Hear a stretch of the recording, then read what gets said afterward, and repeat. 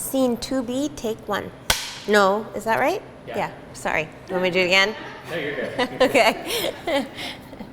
I'm Samantha Seneviratne. I'm a cookbook author and a food stylist and a contributor to New York Times Cooking. And today I'm going to show you how I make my Earl Grey tea cake with mascarpone. Mascarpone? I don't know how to say that word.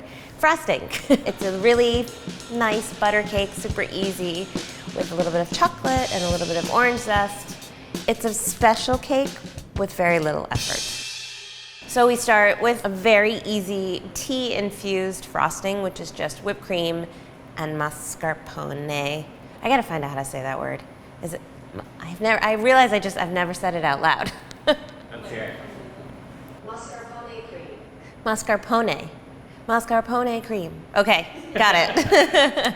So the first thing we need to do is infuse the cream, because the cream needs to sit for half an hour with the tea, but it also needs to then get completely cold before you try to whip it into frosting. So I think it's a good idea to do this step first and then throw that in the fridge and forget about it for a little while. It just won't whip again properly if you don't let it cool completely. We're gonna infuse half a cup of the cream, so we'll save a little bit of this for later. So you can buy loose Earl Grey tea, but I actually most of the time just use tea bags that I rip open and take the tea out of. And the tea in this is really fine, so it's perfect for cake. And the cream, we're just making a cup of tea, but with straight cream.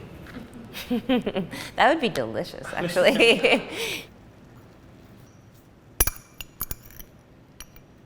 I turned off the heat before I added the tea. And that can steep for 30 minutes, an hour, however strong you'd like it to be. And then we'll strain it and cool it completely. While your tea is steeping, we can move on to making our cake. It's just a simple, classic butter cake. So we'll cream our butter and sugar. You could do this with a hand mixer or a stand mixer, whatever you've got. You probably could do it by hand at room temperature.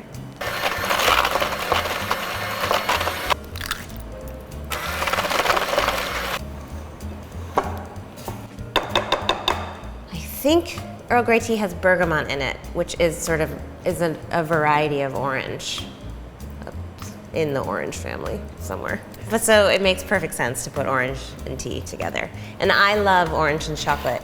It's not for everybody, but I love it. So I'm using tea, fresh tea from a bag, which is very fine, and it's gonna go into the cake great. You're not gonna feel any pieces of tea. But if you use loose tea, it's usually a little bit bigger. So you wanna just like smoosh it down a little bit so that it gets smaller and finer. You could totally use different kinds of tea. Any kind of black tea would be good. My family is from Sri Lanka, so I'm always pushing any kind of Ceylon tea. I wouldn't go the green tea route with this one. Coffee, and I've never tried it, but you could probably do coffee too, because coffee and orange and chocolate all go nicely together. So there's a lot of things you can do. That's the thing, baking, people think there are so many rules and that it's so stressful, but there are just the same number of rules in baking as there are in cooking, and you can have just the same amount of fun.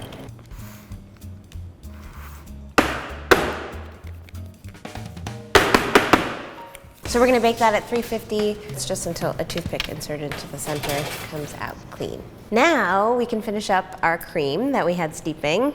I'm gonna strain it. Now this strainer is ever so slightly too big, so my tea is some of it's gonna run through, but I don't think that matters too much. It'll get the big pieces out. Now this has to cool. It's imperative that this cools, otherwise it won't whip again.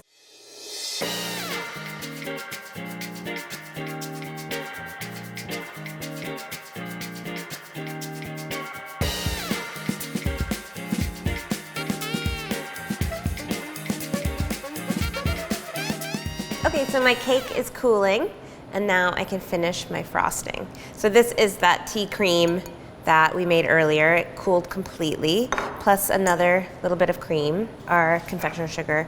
I'm sifting it just to make sure it's not lumpy.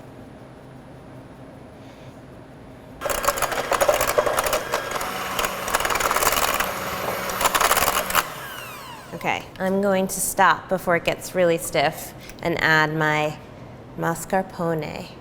If you can't find mascarpone cheese, you can use cream cheese. Just make sure it's super, super soft, super room temperature before you try to use it. That's done. I'm just gonna use this and make some swoops on the top.